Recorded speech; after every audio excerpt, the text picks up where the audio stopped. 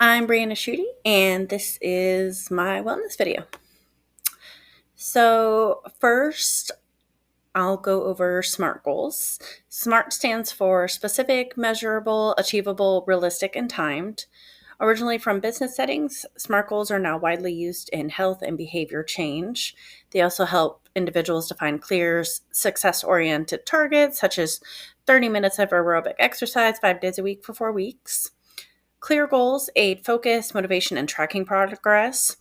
And effective SMART goals should be intrinsically motivating, mastery oriented, and appropriately challenging. A limitation is that SMART goals don't outline how to achieve them. Social workers and clinicians can support goal success by helping develop concrete action plans, which leads me to creating an action plan. This is sometimes also looked at as WRAP, which is a Wellness Recovery Action Plan. But this is a 6-step strategy for writing an evidence informed plan that I found through my literature review. The first step is defining the overall goal. For me, my behavior goal was implementing more exercise. And then the second step is breaking that down into sub goals. So the sub goals I broke that down into were sleeping and eating better to support exercise. The theory being that you're more well rested and energized by food, you're more willing to exercise. And then the third is plan testing and monitoring to track progress and identify poor responders. So doing a weekly test, seeing how that goes and seeing what you need to tweak, for example, using different modalities to track. And then fourth is select training, nutrition, and interventions using available scientific evidence. 5 is plan key training variables. So this would be your time, your weekly volume, your intensity, your modality, any of those. And the last is design a detailed weekly planner session using all of the above, whether that be creating a calendar, creating your workout session, both, however you may organize that. So, as far as the research about creating behavioral goals and health goals, as far as whether it's developed or new, the answer is both. Behavior change research combines well established frameworks as well as emerging areas. Foundational theories are well studied and applied, examples being CBT therapy, operant conditioning, and social learning theory. New developments are emerging, particularly in digital health interventions, personalized approaches, and neuroscience applications. That covers a broad range, such as apps. And research on tailored interventions, such as technology in the form of apps or smartwatches, is still evolving. And which disciplines are involved in research? Psychology and neuroscience, firstly, help us understand motivation, behavior change, and how habits form, as well as looking into the scientific reasoning behind and scientific prohibitions behind what makes us achieve goals and what makes us not achieve goals. And medicine and public health focus on creating interventions to improve health, like quitting smoking, exercising more, and eating better. Sports science provides strategies for setting behavior change goals related to fitness and performance. And education focuses on interventions to improve student motivation and learning behaviors. And then lastly, technology develop digital tools for behavior tracking and supporting change.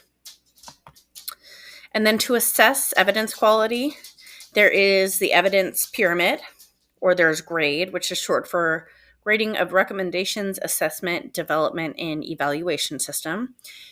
It has 4 levels of evidence in relation to the effect of an intervention, such as exercise training. So there's very low quality, moderate quality, or high quality.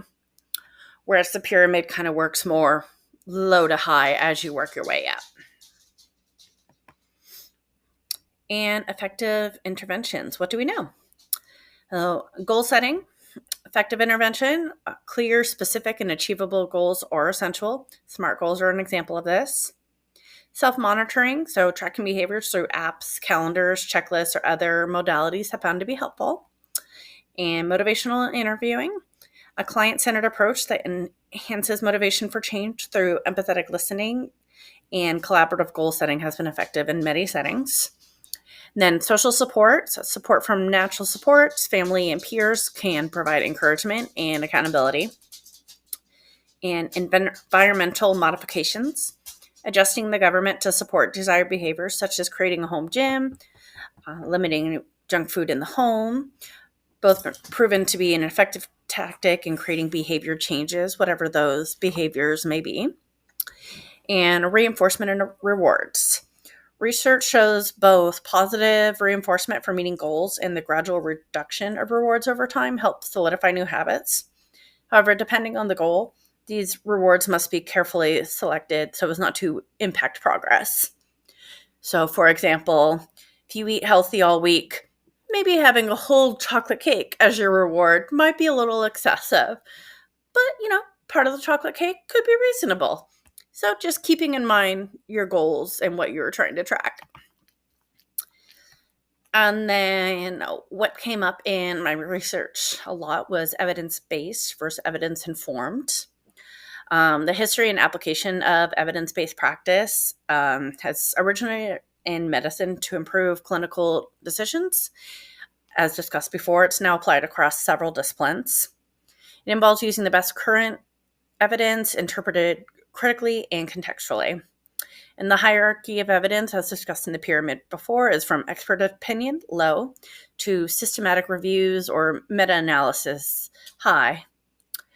And then as far as why evidence formed and not fully evidence-based, and why clinicians and other disciplines are leaning more towards that, training plans are complex and multifaceted, often lasting months, and include varied exercises, nutrition, and tapering phases. And not every piece in a training plan can be backed by scientific studies due to the lack of comprehensive and specific research. More specifically, the variability in individual responses to training, the lack of robust biomarkers for trainability, and the multifaceted nature of exercise programs make full adherence to evidence-based practice impractical. Therefore, a mix of scientific evidence as well as professional and personal experience is necessary, which is why the lean towards evidence-informed. And then lastly, here are my references. And hopefully this was helpful. And thanks for listening.